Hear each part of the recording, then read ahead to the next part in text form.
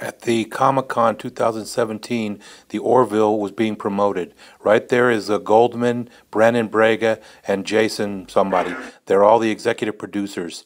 Now, the Brannon Braga was on 2 decades of Star Trek and co-wrote 2 movies. Goldman was a showrunner for Family Guy. And David Goldman is the one that got Seth MacFarlane the 2 appearances on Star Trek Enterprise. These are pictures from that show. I have another video up there. And believe me, Seth MacFarlane is a big Star Trek fan. At exactly 4 minutes into this interview, they start talking about the fan film that I got that he made as a teenager. They say there's a clip of the fan film out there that he made, and I have it about 4 minutes in. I'll jump in. A lot of people are describing the Orville as a Star Trek spoof. Would you say that's a fair assessment? Not really. It's not making fun of shows like that, or science fiction in general. It's its own thing. I mean, if anything, it's a loving kind of tribute to that kind of storytelling. We're not really making fun of it. You know, it's not that broad. A spoof. In a spoof, the jeopardy wouldn't be real, the dramatic elements wouldn't be real, and that's not true on Orville. You were invested in these characters and their success, even though there are lots of moments of humor between them. So, just to follow up on that briefly, would you say the show is more of a comedy with elements of sci-fi, or the opposite, it's a serious sci-fi show with light moments of comedy? It's hopefully a perfect balance between real stakes, emotional and physical stakes, and comedy. It's a balance we talk about every day, and trying to get it just right. Some episodes are, I think, an episode this season is flat-out comedy from beginning to end, and some are a little more serious. It won't be quite the same each week. But even the straight-out comedies have at the base of them a serious science fiction element, so that we're always playing that. And the writing staff is one half comedy writers and one half drama writers. And that was our intent, was let's mix them as best we can at every step of the way. And we hate each other. We do not like each other. You know, this is going to be so much better a conversation next year. It's an interrogation. Yeah. What's the show like? Yeah. You know? So, genre comedies have just exploded on television over the last couple of years. What do you guys attribute that to? Can you give us an example? Yeah, like State Against Evil. oh my God, it's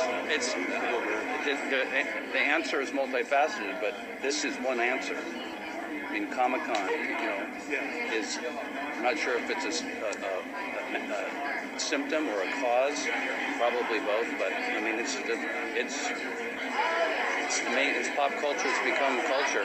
I think also there's a way in which genre, because of pop culture, because of what Brandon said, pop culture has become culture, that the audience is very comfortable in new worlds. So you can have a little bit more fun in those worlds. You don't have to stop and explain every step of the world. You put people in uniform on a ship, people get it, and now we can have a little bit more fun with those character interactions. The ability to world build now in film and television has been, the barriers to entry are the lowest they've ever been. You can do incredible worlds and visuals for a price that's actually, doable. So I think that gives you the opportunity and allows you to, take those alternate universes and put, mashups. Okay, listen closely because they're about to mention the Star Trek fan film he made as a teenager, which is the clip that I have.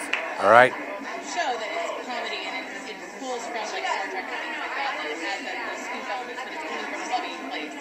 And Galaxy Quest why it was so successful is because it came from that loving place. Can you guys talk a little bit about your love for sci-fi and why you wanted to do this sort of show? Well, that's a question for Seth, because this is his brainchild, and this is, I think, a show he's been wanting to do his entire life, and maybe even did as a teenager, if you ask him about it. Yes, there might be a clip somewhere.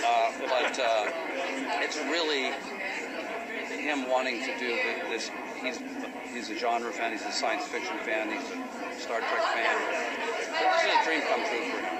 There's nothing better than geeking out with these guys, too. I think you're understating it, too, Brandon. You have it's fun. We all share this love with Seth, so it really is a pleasure, and it's not blowing smoke. It is a pleasure to work with him to help see this vision all the way through, because he has such a clear idea of what he wants, and yet he also is a complete collaborator. Now this guy, this David Goodman, listen, I'm going to go ahead and interrupt real quick, because these are the best producers in all of Hollywood, and I love working with these guys. Sorry to bombard this interview, but I love this guy, Jason, David, Brannon Braga. Oh my God, I'm happy!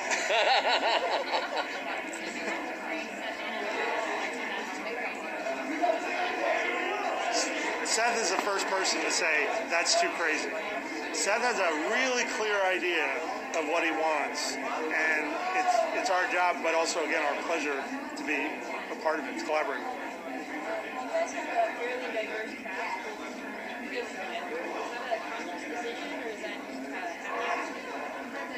a bit of a happy accident. Well, I think a show like this, it takes place hundreds of years in the future, and you want the ethos to be all-encompassing and all kind of all-inclusive.